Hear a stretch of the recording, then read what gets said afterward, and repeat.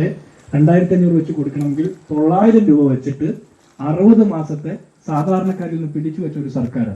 64 ലക്ഷം മനുഷ്യർക്ക് 900 രൂപ വെച്ച് 60 മാസത്തെ ഏകദേശം 34,000-ലധികം കോടി രൂപ കുടിശ്ശികയുള്ള ഒരു സർക്കാരാണ് ഇന്ന് കേരളം ഭരിക്കുന്നത്. ഒരു 400 രൂപ വർദ്ധിപ്പിക്കുമ്പോൾ നമ്മൾ പേടിക്കാൻ പാടില്ല. നമ്മൾ രാഷ്ട്രീയം പറയണം. എന്ത് രാഷ്ട്രീയം? 5 വട്ടം കറണ്ട് ചാർജ് കൂട്ടി, അതുകൊണ്ട് പറ്റുമെന്ന് ചോദിക്കണം. വെള്ളക്കരം കൂട്ടി, ഭൂനികുതി കൂട്ടി, കെട്ടിട നികുതി കൂട്ടി, കെട്ടിട നിർമ്മാണത്തിന്റെ പെർമിറ്റ് ഫീസ് 8-10 ഇരട്ടിയായിട്ട് വർദ്ധിപ്പിച്ചു. ഈ 400 രൂപ മാത്രം വർദ്ധിപ്പിക്കുന്നത് കൊണ്ട്, ഈ ക്ഷേമ പെൻഷനിലുള്ള കേവലമായ 400 രൂപയുടെ വർധനവ് കൊണ്ട് ഇതെല്ലാം അടയ്ക്കാൻ നമ്മളെ കൊണ്ട് പറ്റുമോ? പറ്റില്ല. മാത്രമല്ല, ഈ സർക്കാരിന്റെ കെടുകാര്യസ്ഥത കൊണ്ട് ഇന്ത്യയിലെ ഏറ്റവും അധികം വില കയറ്റമുള്ള സംസ്ഥാനമാണ് കേരളം. ഇന്ത്യയിലെ മറ്റെല്ലാ സംസ്ഥാനങ്ങളെക്കാൾ കൂടുതൽ 9.5% കേരളത്തിലെ വിലക്കയറ്റ തോത്. അതായത് നമ്മൾ അരിയും പച്ചക്കറിയും വാങ്ങുന്നതിനേക്കാൾ വിലക്കുറവിലാണ് മറ്റ് സംസ്ഥാനങ്ങളിലുള്ള ആളുകൾ മേടിക്കുന്നത്. ഏറ്റവും എളുപ്പത്തിൽ മനസ്സിലാക്കാവുന്ന ഉദാഹരണം, കർണാടക ബോർഡർ കഴിഞ്ഞാൽ 10 രൂപയോളം വ്യത്യാസമാണ് പെട്രോളിനും ഡീസലിനും. ഈ ബോർഡർ കടന്നാൽ കേരളത്തിൽ 10 രൂപയോളം കൂടുതലാണ്. മനസ്സിലായില്ലേ? കേരളത്തിൽ നിന്ന് പുറത്തേക്ക് പോകുന്ന വണ്ടികളൊക്കെ, ഇന്റർസ്റ്റേറ്റ് ഓടുന്ന വണ്ടികളൊക്കെ അവിടെ നിന്ന് ഫുൾ ടാങ്ക് അടിച്ചിട്ട് വരുക. ഇവിടെ കറക്റ്റ് അതിർത്തി കടക്കാൻ വേണ്ടിയുള്ള ഡീസലും പെട്രോളും ആയിട്ടാണ് പോകുന്നത്. അതിന്റെ കാരണം എന്താ? ഇവിടെ വിലക്കയറ്റമാണ്, എല്ലാ മേഖലയിലും വിലക്കയറ്റമാണ്. അപ്പൊ ഇതിനനുസരിച്ചിട്ട് നമുക്ക് പെൻഷൻ കൂടുന്നില്ല.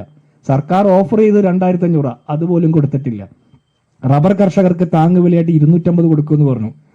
9.5 കൊല്ലം എടുത്ത് ഇഴഞ്ഞാണ് 200, 180, 190, 200 എത്തിയത്. ഇങ്ങനെ ഇതൊക്കെ പറയുക.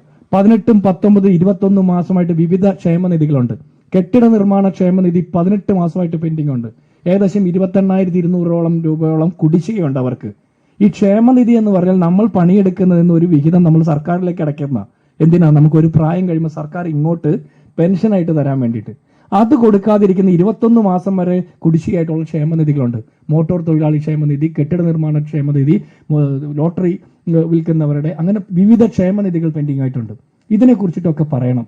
നമ്മുടെ സാധാരണക്കാരായിട്ടുള്ള മനുഷ്യരെ ബാധിക്കുന്ന രാഷ്ട്രീയത്തെക്കുറിച്ച് പറയണം.